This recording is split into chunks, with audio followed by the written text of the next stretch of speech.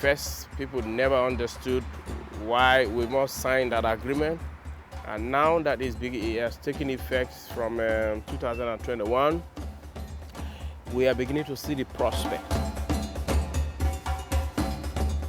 In the past, only 16% of total trade was done amongst African states. More trade was done with Europe, with America, as opposed amongst the African people. So we think it's going to be a good economic dividend and an opportunity for more inclusive prosperity that the African Union requires. We have everything available in Africa. We have all what we need in Africa. The only thing is that we need to be cooperating and trading more. But what has been holding us down is free trade, free movement, free activities that can encourage businesses. And that's why we signed, and the majority of our countries have joined into the Africa Free Trade Area.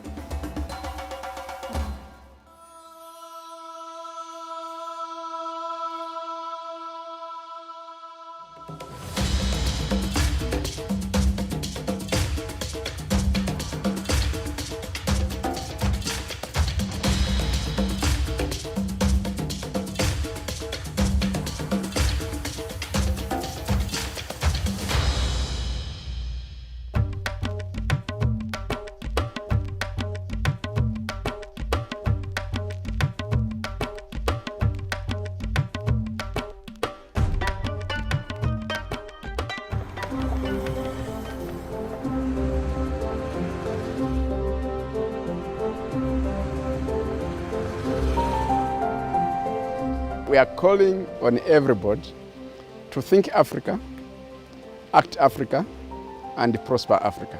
It comes down to the change of mindset. I think this is an opportunity which Africa should not miss. We are implementing the Africa we want. A lot of the countries understand that this is good for them, that it is a game changer. This is an historic moment for our continent.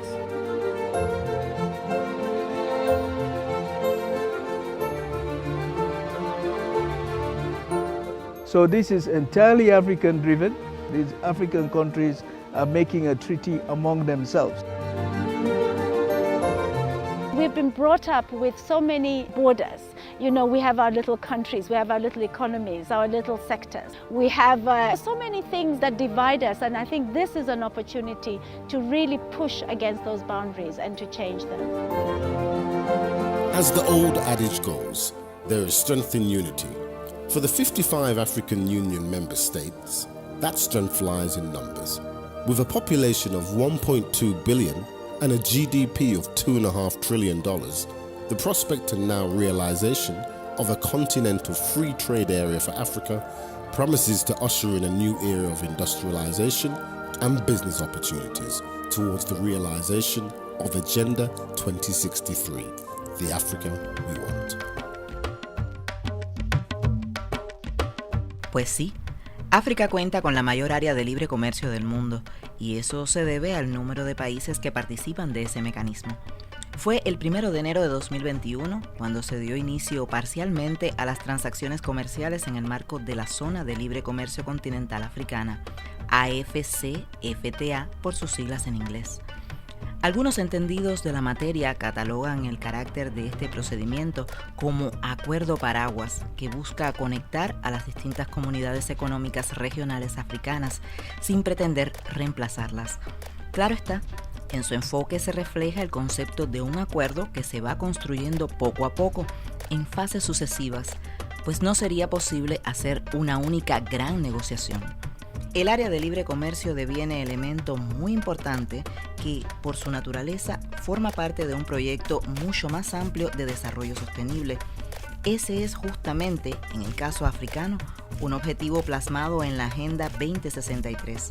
Y tal como veíamos, Tras esa visión se alinean los propios países del continente bajo la guía de la Unión Africana, las comunidades económicas regionales y la Banca Regional de Desarrollo.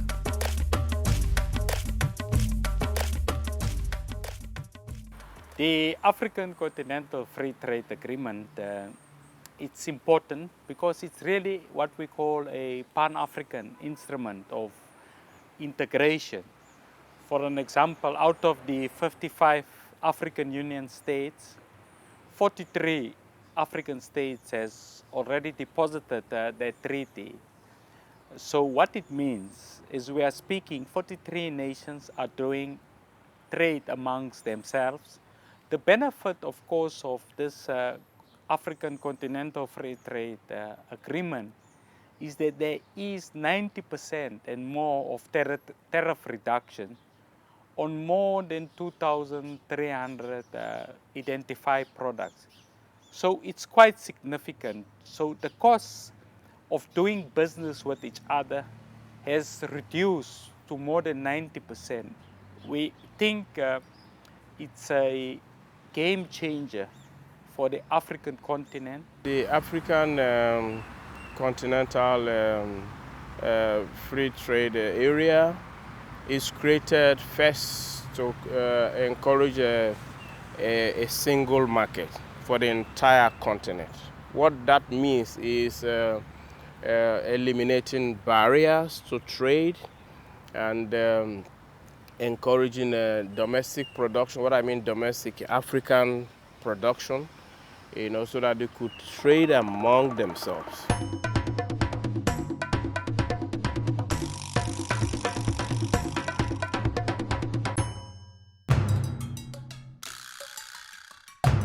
Por siglos, la humanidad ha reparado casi únicamente en este rostro de África. ¿Es usted de los que creen que una porción de verdad continúa desestimada por las grandes plataformas de la comunicación? Le invitamos a descubrir África más allá de la precariedad, mediática, real o construida. Conozca el potencial de sus poblaciones, algunas abriéndose paso en terrenos de fuerte desarrollo económico, asimismo la creación de estructuras organizacionales que articulan los caminos a seguir en la búsqueda del progreso del continente.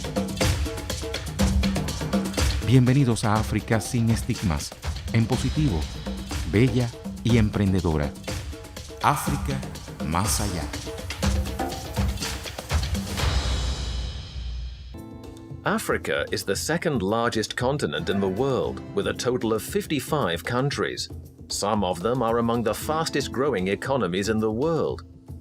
But trade within the continent is the lowest in the world. Africa trades more with the rest of the world than with itself. Why is that? There are several reasons for this. Those who want to trade within Africa must overcome many difficulties: long waiting times at the borders, a lack of or poor transport routes, partly opaque bureaucracy or time-consuming export regulations. This increases the costs and makes trade on the continent unattractive. These hurdles are particularly difficult to overcome for retail traders. But there is a dream. Many institutions and partners have been working to create a common market since the 1960s. This is intended to unite the continent and lead to greater prosperity in the various African countries. The African Continental Free Trade Area, AfCFTA, marks an important step towards realizing this dream. The trade ministers of the African Union started negotiations at the end of 2015. After nearly 3.5 years, the Free Trade Area officially entered into force on May the 30th, 2019, with more than 22 ratifications. A significant historical and diplomatic success, as well as a major step towards a united and economically strong Africa. The AfCFTA has the potential to quadruple intra-African trade. The framework conditions for trade, investment, and employment in Africa are thus now being created in several phases.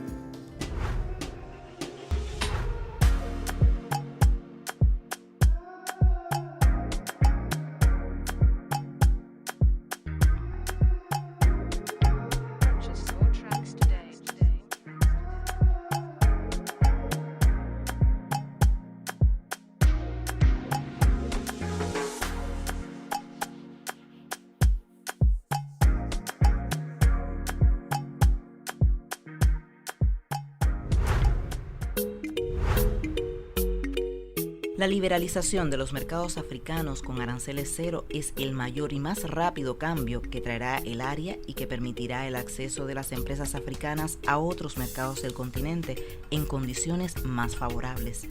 Esta novedad es relevante, pues los aranceles a las importaciones entre los países africanos han sido tradicionalmente muy altos. El arancel promedio que han enfrentado las empresas africanas a la hora de exportar a otros países africanos es de media del 6,5%, por lo que ha resultado en numerosas ocasiones más fácil comerciar con el exterior que entre los propios países del continente. Teniendo en cuenta que el objetivo primario del área es precisamente conseguir el aumento del comercio intraafricano hasta alcanzar el 50% del total de intercambios del continente para el año 2030, actualmente menos del 20%, es fácil entender el papel protagonista que el área de libre comercio tiene en este nuevo contexto. La pandemia a causa de la COVID-19 ha amplificado, por ejemplo, la dependencia de las importaciones en sectores clave como el farmacéutico o de suministros médicos. A modo de respuesta, se han acelerado los planes para impulsar su producción en varios países africanos. Se espera que este mercado liberalizado y sin aranceles sirva de acicate para la sustitución en diferentes sectores de los proveedores internacionales por productos y proveedores africanos. Of course, there is very strict rules. We are ensuring there is what we call the rules of origin, that your product must have been proven to have been made on the African continent, so that we don't open the system up for abuse, where a country in Africa imports finished products and then put only the label that are made in South Africa, and then you are able to benefit from the 90% tariff reduction. So there is very important rules of origin and dispute mechanisms in place to ensure that this really becomes the flagship program.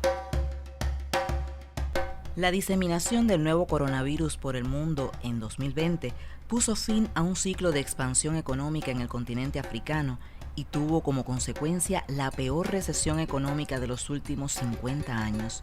Mientras el continente africano sufre todavía las consecuencias económicas y sociales de la pandemia, el proceso de establecimiento del área de libre comercio continental africana continúa su avance. Muchas son las ambiciones de este mecanismo, entre las que se encuentran el aumento del comercio intrarregional, fomentar la industrialización o la creación de empleo. Su puesta en marcha, operativa en enero de 2021, a pesar de la pandemia, supone un hito histórico en el proceso de la integración panafricana. En el actual contexto de dificultades que persisten e inicio de una recuperación paulatina, el área de libre comercio se posiciona en la agenda africana como un instrumento clave para crear mercados más competitivos y fomentar el desarrollo económico y social del continente. This Continental Free Trade Agreement is one of the 15 flagship programs of the African Union that will enable the continent to become more prosperous. This is the idea that we want to utilize the strengths of every single country. Every country has a strength. Every country needs support in certain areas, and we want to complement each other through this.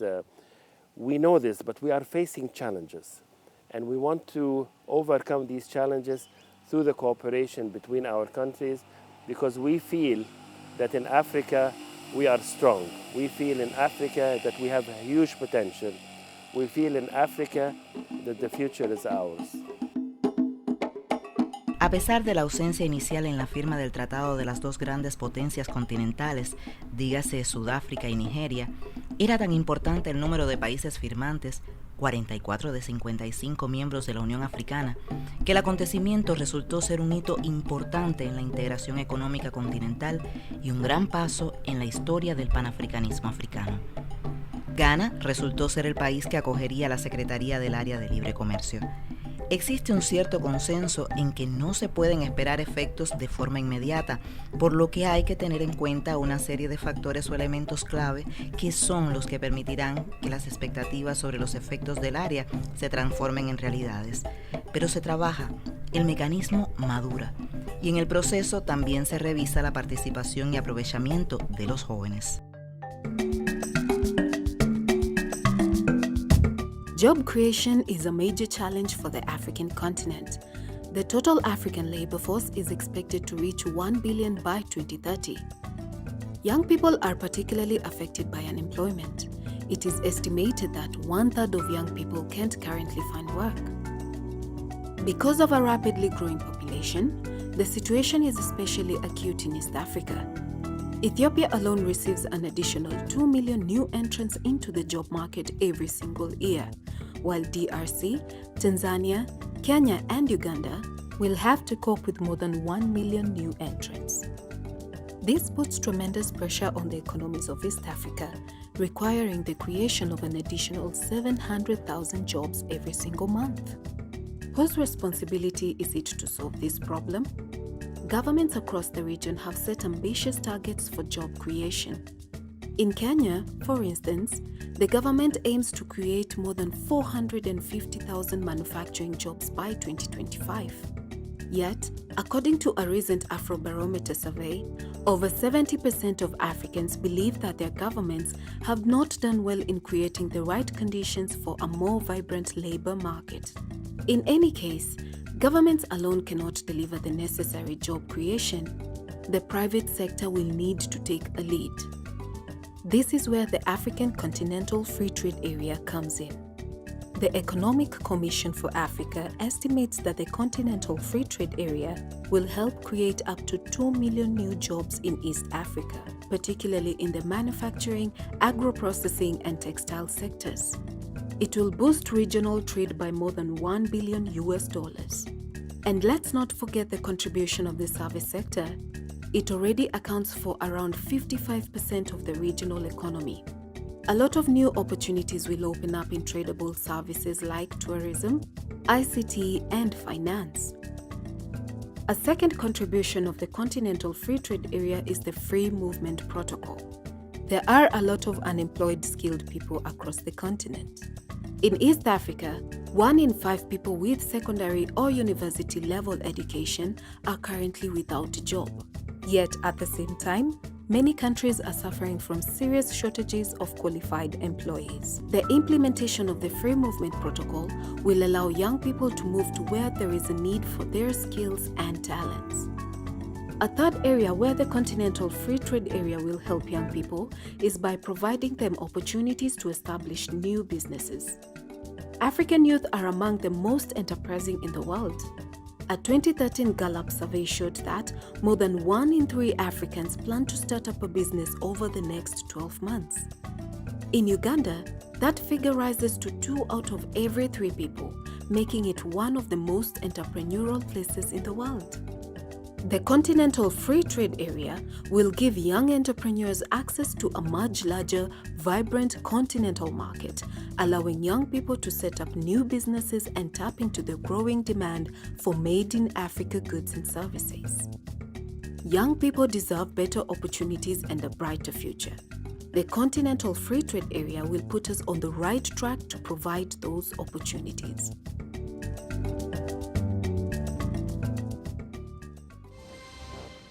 En África ha entrado en vigor la mayor zona mundial de libre comercio. Incluye a todos los países del continente, excepto Eritrea. Ante la costa de Kenia, en Lamu, se construye un nudo logístico internacional. Con el puerto, una nueva línea de ferrocarril y nuevas carreteras, surgirá un eje central de transporte para toda África. Este proyecto es muy importante para integrar el continente africano en el comercio mundial. Es también una pieza central de la zona africana de libre comercio. En la mayor fábrica keniana de jugos brindarán con champán cuando comience el libre comercio. A diario procesan 200 toneladas de fruta. Pick y Peel son las marcas que conocen todos los niños en Kenia y que el jefe Kilimanjaro Kendo quiere exportar a muchos países del continente. Pero hasta ahora no solo faltaban los transportes. Las altas tasas aduaneras eran el mayor problema. El 1 de enero desaparecen los aranceles para el 90% de los productos. Lo celebramos. Hubiésemos deseado que sucediera ya ayer. Por fin, contamos con igualdad de condiciones y esto nos abre muchos nuevos mercados. Surge de esta forma un mercado con 1.200 millones de consumidores. Hasta ahora el comercio interafricano solo suponía el 17%, pero aumentará. Es también una oportunidad para la creación de empleo. África podría así reducir su dependencia del resto del mundo. El Banco Mundial calcula que el libre comercio liberará a 30 millones de africanos de la pobreza, pero aún suena lejano.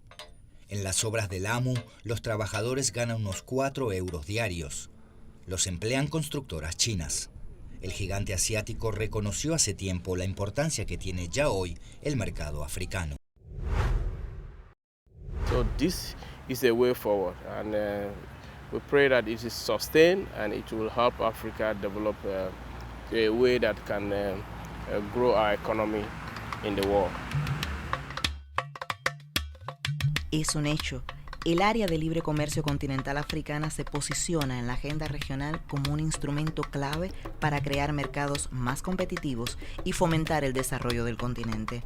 Hoy hemos mostrado cómo el impulso de la Unión Africana, junto con un elevado compromiso político de los diferentes gobiernos, llevó a la firma con bastante celeridad del acuerdo integrador. Nótese que para alcanzar el ansiado éxito aún se necesitan transformaciones económicas, sobre todo industrialización y mejoras en la red de infraestructuras. Se han de dar importantes cambios productivos que permitan a los países producir lo que otros vecinos solicitan. De ahí que la industrialización vuelve a aparecer como un objetivo prioritario en el continente. Puntos vitales para conseguir que definitivamente África comercie más con África.